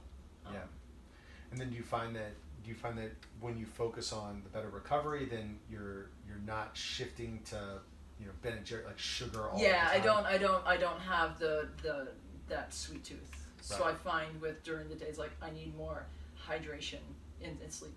Those two things, hydration and sleep, are going to help keep those sugar monsters away. But and then the focus on the end goals. Like I got 70 miles to run this week, and I can't be weighted down by pizza and chips. Right. Leading up to it, I want to be in as best shape as possible. Right. For that, and then same thing for the powerlifting meet. Like be strong, but I don't want to say at a light weight, but enough to move heavy weight. Right. And then for the 100. Over the years, you find that you're able to cover a lot of distance faster if you don't weigh, 15 pounds heavier than the year before. Right. So do you like intentionally cut, or do you just? I'm gonna try to this year. Yeah, I mean, get down at least for the next couple months. But then I don't want to be, restricting carbs or restricting calories like 3 weeks before. I just want to try and maintain leading up to that. So when you're intentionally cutting, what's your strategy? Like if, is it just watching the carbs, or? It's mostly carbs and fats early on, and then as it gets closer, cutbacks on the protein. Yeah, especially like when I'm working out, I just won't have like a protein or carb drink, or as much. I'll just kind of cut it in half. Especially for the CrossFit workout, it's not that intense. Right. That I need to be having a full 21 grams of protein and 20 grams of carbs. I can just Right. cut that in half and save it for the recovery stuff. When you do your normal pre-workout for CrossFit type stuff, CrossFit lifting, is it like a pre-workout, like just a sugar, like a dextrose type thing, or? Yeah, I'll do just dextrose and driven nutrition whey protein. Oh, snap. And that'll be like, I'll have some before, and that'll be immediate, just because I'm not in the mood to really eat food afterwards. So that'll be just kind of. So you put the pre and the post all together. I'll have my post. I'll have a little bit. I'm sorry, my post. The sugar. I'll have that a little bit before, just to kind of prep the body. But then during, I'll usually have like water and BCAAs or pre-WOD. Right. Just some water, just something to stay satiated or keep you moving. And then for the hour and a half, 2 hours after, just sip on the whey before I'm in the mood to eat food. So if somebody is getting started with fitness, and I would say the vast majority of our members, or the vast majority of people who are starting a workout program, they want to just look better, feel better, right? Look better, feel better. That's basically like probably 90% of the gym's goal. Look better, feel better, healthy, all the things. But so if someone's goal is to maybe lose a few pounds, feel a little better throughout the course of the day, what sort of nutrition approach do you offer that person? If they work out in the evenings, like a 6:30 class, don't start the morning with a bowl of oatmeal or pancakes. Not a carb, heavy meal. Have it more protein based, like eggs, eggs, bacon, avocado, something like that, just to have that fuel to stay satiated for more hours. Are you at all a believer in the intermittent fasting thing?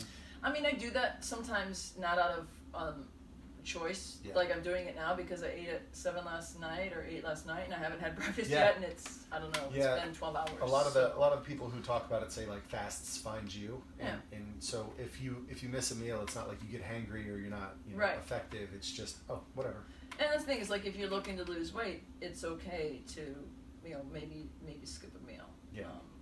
Maybe not add in, don't double your meal later, but just be mindful of eating the rest of the day. And then if you are getting closer to a workout, like if you have lunch around noon or 2, have a little bit of rice, quarter cup of rice. Start adding those carbs in to help fuel your workout. And then just be careful if you work out that late, having too heavy of a meal afterwards. It's hard to not chase with a couple of slices of pizza and a beer. Again, if you're looking to fuel performance, just make smarter choices in the evening afterwards. I find that like one of the things that I believe is like carbs find you. So I don't have to go and actively look for more carbs. Like if I'm gonna work out in the afternoon, maybe throw in a little extra rice to my late lunch that I have. Like that might work. And then after the workout, I mean, I don't have to search for carbs. Like I'm gonna grab a handful of chips here. I'm gonna put some carrots in the salad, that sort of stuff. So what I try to do is just cut back on what I consider to be unnecessary carbs, like carbs that I don't really want. Like cheese and crackers. I'm probably good with just the crackers. For instance, I'm probably good with just the cheese. And I find that when the compounding effects of just cutting out a few carbs here and there is going to be maybe 50, 75 carbs by the end of the day. And I'm also not a tracker, but I've also been like food conscious for probably the last 7, 8 years. And so for me, it's just been a slow evolution of just, okay, well, before I was drinking Coke every day, now it was an evolution to drinking Coke only on the weekends, or only when I go out, or I'm only going to drink soda fountain Coke. And then it was like, all right, now I don't drink Coke, or now, once a year I might have a Coke.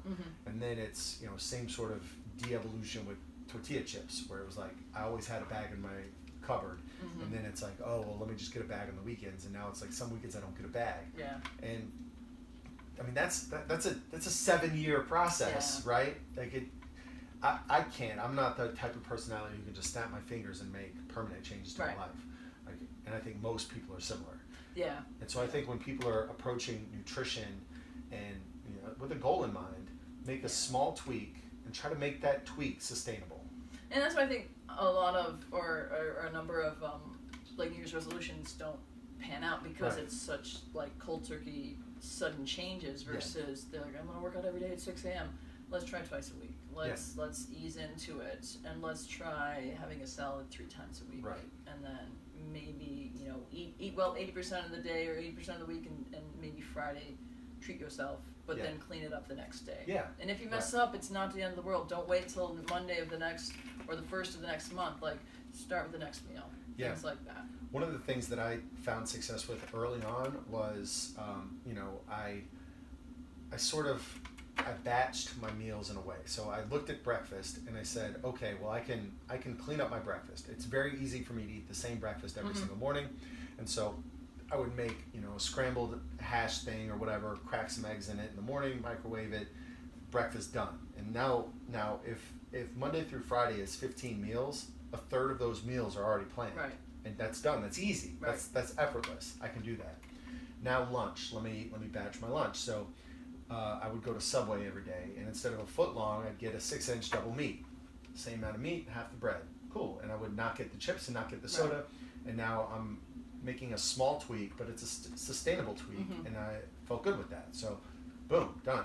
Now dinner was where the wheels came off. Because dinner would be the giant pizza after CrossFit, or, you know, like, you know, whatever it is. And so then it was like only 5 decisions. Right. 5 good decisions. I have to make 5 good decisions as opposed to a week's worth of, you know. And so I batch it down and I make it, you know, I made it. And then within those 5 decisions, I gave myself permission to, like, hey, look, I'm going to try to do 3 out of 5 right. And if I hit Monday, Tuesday, Wednesday good, Thursday, Friday, like, I can be good or I cannot. And I'm okay with that. Whatever I want to do. Yeah. And like little tweaks like that motivate me to keep going. Yeah, and it's just being aware of the decisions. Like, I am intentionally eating this pizza because I did blah blah blah. And I'm like, you know, F it. I had a bad workout. I'm just gonna drown myself. And even if you do that, be like, yeah, this is why I ate it. But tomorrow I'm gonna start off the day right with a good breakfast and maybe chill on the carbs for a little bit today. Yeah, I think if you're trying to lose weight, pay attention to your protein, get enough protein. Yeah. So the Dr. Mike thumb rule is 0.7 times body weight, 0.7 to 1.0, 1.0 on the higher end. So if you're a 200-pound guy, that's what, 140 grams to 200 grams of protein. It's a lot of protein, right? Another way to think about it is each meal you want, women probably 30 grams, men probably 40 grams of protein per meal. Is that about? I think I do 21 to 24 grams a meal. Yeah. So 3 ounces of something. Right. Yeah.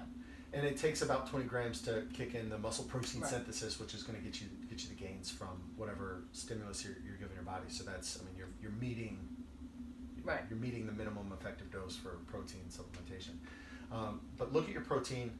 Try to increase your protein to that amount, and then try to decrease your carbs. Right. Like Dr. Mike recommends, 150 to 200.